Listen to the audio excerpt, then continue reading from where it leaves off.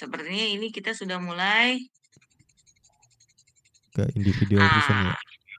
individual Kita reason. ngomongin Oke, salary, ngomongin pendapatan nanti. iya. Oke, contohnya, ini contoh saja. Dan Mm-mm. ini kita angka tersebut bukan angka fakta di lapangan realitanya. Angka ini hanya yang angka cantik Mm-mm. Biar untuk gampang ngitung. memudahkan perhitungan. Karena saya tidak pandai Oke, matematika. karena kita bukan orang ekonomik ya. Jadi disclaimer-nya banyak nih. Ini adalah hitungan kasar. Oke, Mm-mm. contohnya punya salary 10 juta per bulan. Mm-mm. Ya, Kemudian dia punya salary 10 juta per uh, bulan tuh. Nah kan ibaratnya nih ya, anggaplah itu mhm, 10 juta 100% gitu kan ya. Ya memang 10 juta 100% pendapatannya. 30%-nya dia yes. pakai buat nyicil Bitcoin. Gitu kan, 30% nih. Nah, tapi jangan juga langsung patokan, wah kalau gaji gua 10 juta berarti 3 jutanya gua beli buat Bitcoin ya. Enggak juga gitu kan. Di adjust lagi. Karena kan tadi lu punya Bitcoin, tapi lu juga pengen punya rumah dong gitu kan atau menyewa dong. Nah, nggak mungkin kan 3 jutanya lu beli Bitcoin terus lu tinggal di mana gitu kan. Ya udah, berarti kan ibaratnya 2 juta nih, 2 juta buat rumah gitu kan, tempat tinggal, sewa gitu kan. Sewa dulu Untuk per untuk bulan. jadi per bulan biaya sewa untuk hunian tempat Mm-mm, tinggal saat ini, mm-mm. biaya sewa, 20%-nya nih. oke, 20%-nya. Ya udah heeh, nggak apa-apa, 10%-nya lu cobain buat 10%-nya ditabung, ditabung tabungannya di-convert ke bentuk Bitcoin. Bitcoin. Nah, eh, aku nggak mau Oke. bilang ini adalah investasi ya, karena menurutku antara menabung dan investasi itu dua hal yang berbeda. Kalau di dalam Iya bahasa betul, setuju. di dalam bahasa Inggrisnya kan satunya Menabung itu saving, satunya m investing nih. menyimpan ya, kalau Mm-mm. investing itu kita me Menumbuhkan kan, iya, tumbuh. generate income. Ya, Gini, investasi itu kita mengeluarkan suatu modal, suatu resources, kemudian dalam jangka waktu tertentu dengan mekanisme tertentu, sejumlah modal tersebut tadi akan mendatangkan keuntungan. Itu ya mm-mm, definisi mm-mm. investasi. Oke. Kalau definisi menabung, jadi ya kita hanya menyimpan saja Nilainya itu dengan sama nanti di masa depan kan. ya Mm. dengan tidak ada harapan, bukan tidak ada harapan. Yang dimaksud definisi menabung di sini bukan nanti nilainya akan bertambah ya. Mm-mm, mm-mm. Oke. Tapi terjaga Tapi value-nya, nilainya tuh terjaga terjaga minimal tetap. Oke. tetap. Oke, kemudian Kayaknya aku pernah bahas di video yang lain ya. kayaknya kita iya. Heeh. Oke. Nah, ini kan kita bagi dua Ini nih. apa nih? Kita kan Pendap memerlukan hunian. belum belum. Yang Oh, belum. pendapatan Masih. income tadi kan masih dua tuh. Yes. Salary 10 juta sama Oke. salary kurang dari 10 juta gitu kan. Nah, kalau Mm-mm. menurutku dengan kayak gini, ya udah, kalau memang individual reason butuh butuh rumah dan memang yang bawah ya, yang salary di bawah 10 juta atau berarti salary-nya di bawah range, gini, bukan salary di bawah 10 juta nggak boleh Bitcoin gitu ya, tapi kayak sekarang kebutuhan saya itu udah mepet sama pendapatan yang saya dapatkan. Nggak ada space ruang yang sangat besar untuk eh, menabung dalam bentuk Bitcoin. Itu nggak ada space nih. Berarti space Hmm. cuman 200-300 ribu. Nah, daripada itu kita pakai misalnya ah gue saving dalam bentuk Bitcoin, ya itu opsinya teman-teman, ya bisa bisa, tapi harus punya conviction. Terus yang kedua, daripada itu pakai, ya itu pakailah itu untuk leverage diri kita untuk kerjanya makin bagus atau income-nya itu makin bertambah banyak, jadi modal gitu kan. Nah, proof proof of work-nya di situ. Misalnya teman-teman sertifikasi atau kursus atau belajar hal yang baru dengan uang yang sejumlah seperti sebanyak itu, itu akan jauh lebih baik gitu loh, akan jauh nantinya untuk mengenerate income-nya teman-teman untuk lebih lebih besar. Jadi fokusnya itu ke generate income, bukan wah gua kalau nabung 10.000 per bulan nanti 20 tahun lagi akan jadi 200 miliar rupiah gitu. Enggak, jangan gitu. Jangan gitu. Jadi fokusnya itu adalah generate income-nya dulu nih. Jadi gimana Yang maksudnya realistis gitu kalau loh. Realistis. kalau saat ini jumlah income-nya habis dengan keperluan hidup, biaya Mm-mm. hidup, Mm-mm. living cost sebagainya, Mm-mm. dan uang yang bisa ditabung ini jumlahnya sedikit, Mm-mm. maka sebaiknya uang yang ditabung ini, uang sisa, bukan sisa ya, bukan uang lebih juga, uang Kalau sedikit ada lebih porsi, itu, kalau ada lebih itu kalau ya. ada lebih, Heeh. sebaiknya digunakan untuk meng-upgrade diri. Iya, supaya income-nya naik, supaya Oh, work-nya lebih bagus lagi.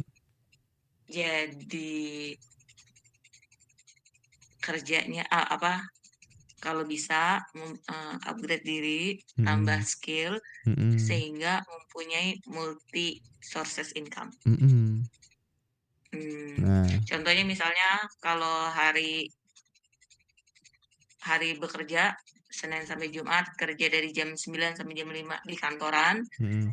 sisa waktunya mungkin dari jam 5 sampai jam 8 Mm-mm. digunakan untuk melakukan hal lain. Mm-mm. Seperti misalnya mungkin berkebun, bisa nggak? Bisa aja kalau Belajar bagaimana cara, iya ya, belajar bagaimana cara berkebun, misalnya berkebun hidroponik minimal untuk kebutuhan sendiri kan. sayur-sayuran, ya, Mm. untuk keperluan dapur sendiri atau obat-obatan, atau mungkin Belajar hal-hal baru belajar nih, uh, belajar edit belajar, video gitu kan, oh ya, belajar atau desain gitu, belajar banyak. belajar masak. Mm-mm. Oke. Nah, Jadi, oke, terus. itu hubungannya sama ini ya, sama yang poin selanjutnya tentang kebutuhan hunian itu yang di bawahnya itu kan. Nah, Mhm. kebutuhan hunian itu ketika butuhnya itu kita bagi dua ya, butuhnya sekarang apa nanti. Ini.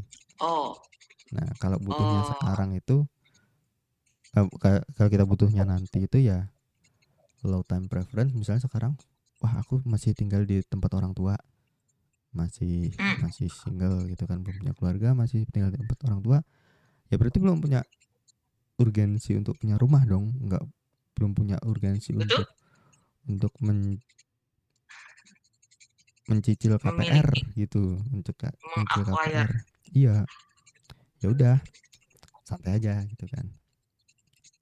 Nah, sedangkan kalau bagi mereka yang kebacut nih atau ya gua harus punya rumah nih sekarang. Nah, itu dihadapkan kedua hal yang berbeda nih.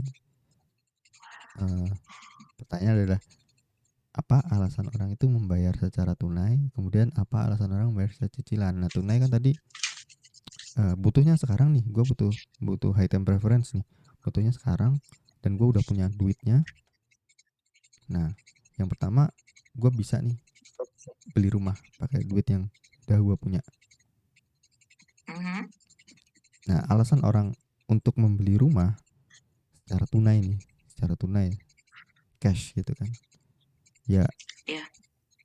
biasanya ketika dia menghitung dengan dibandingkan kan, ini bandingin antara dua cicilan sama secara cash tunai, harganya lebih murah gitu.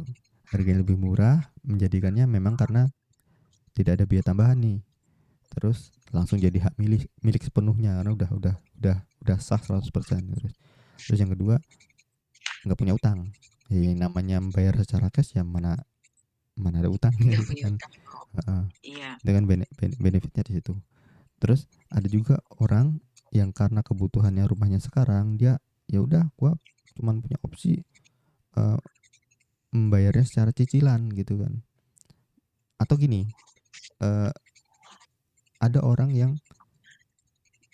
apa ya, dia punya cash itu dia memilih untuk membayarnya itu mencicil. Oh, Mencicil. kenapa begitu?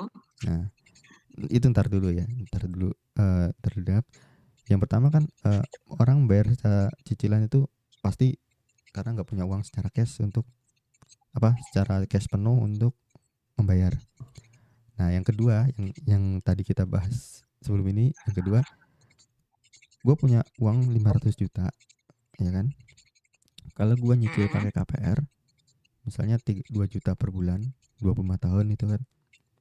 Nah, sisanya itu sudah masih bisa gue pakai di tempat lain. Gue bikin usaha dan lain sebagainya. Jadi modalnya 500 juta, duitnya bisa gue pakai buat nyicil rumah. Nah, terus gue sisanya itu yang lebih banyak itu misalnya 300 jutaan, itu bisa gue pakai buat modal usaha. Modal usaha itu ketika usahanya itu generate income, income-nya bisa untuk bayar cicilan KPR. Nah, jadi ada orang yang memilih seperti itu. Jadi tidak tidak serta-merta semua orang yang KPR adalah dia tidak punya uang, belum tentu. Belum tentu, ada juga loh. Ada juga orang yang memilih untuk KPR karena dia mau pakai uangnya itu di tempat lain dulu. Dia puterin dulu gitu. Nah, terus eh, orang membayar secara cicilan ini juga bisa karena social pressure. Lu harus punya rumah loh. Oh, Teman-teman lu udah punya, lu kapan punya rumah? Atau social pressure juga bisa dari anggota keluarga juga kan, ya orang tua mungkin, kapan lu punya rumah gitu kan. Nah, terus yang terakhir nih, nah ada juga yang beranggapan mhm. bahwa cicilan KPR itu kecil. Maksudnya kecil itu kayak Iya, betul. yang tadi misalnya dia gajinya 10 juta, dia bisa nyicil katakanlah 25 tahun cuman cuman 2.300.000 kok sebulan, dan gue udah punya rumah. Terlihat kecil gitu kan. Padahal ketika di total secara selesai nanti sampai tenor itu, harga propertinya itu bisa lebih dari, ibaratnya tadi 500 juta itu udah mungkin 800 700 jutaan gitu. Dan ada juga yang unik nih, orang-orang yang merasa kalau kalau gua nggak dipaksa untuk nyicil, gua nggak pernah nggak bakal punya rumah. Nggak bisa, Itu nggak bakal bisa beli. itu kalau kalau aku dengar itu kayaknya lucu aja sih. Lu kan bisa bisa Mhm. nabung kan, sebenarnya bisa nabung gitu loh, nggak perlu harus dipaksa orang lain, lu udah gede udah dewasa. Mungkin karena, banyak yang belum melakukan pemahaman secara komprehensif ya. Mm-mm. Seperti contohnya, eee, ini sebenarnya semua orang juga udah tahu, bahwa sistem pembayaran yang secara bertahap atau cicilan tersebut, itu totalnya adalah jumlah biaya yang dibayarkan lebih mahal untuk mendapatkan suatu barang tersebut. Mm-mm. Itu yang pertama. Terus yang kedua, eee, orang sudah melazimkan untuk mempunyai cicilan alias hutang, alias, Menormalisasi ya. eee iya, menormalisasi untuk memakai suatu barang walaupun sadar dengan dengan kesadaran penuh belum mampu untuk menikmati barang tersebut. Mm-mm. Pay later nih. Ya, pay later. Ya, betul. Iya. Oke, lanjut ke Dan poin bawah.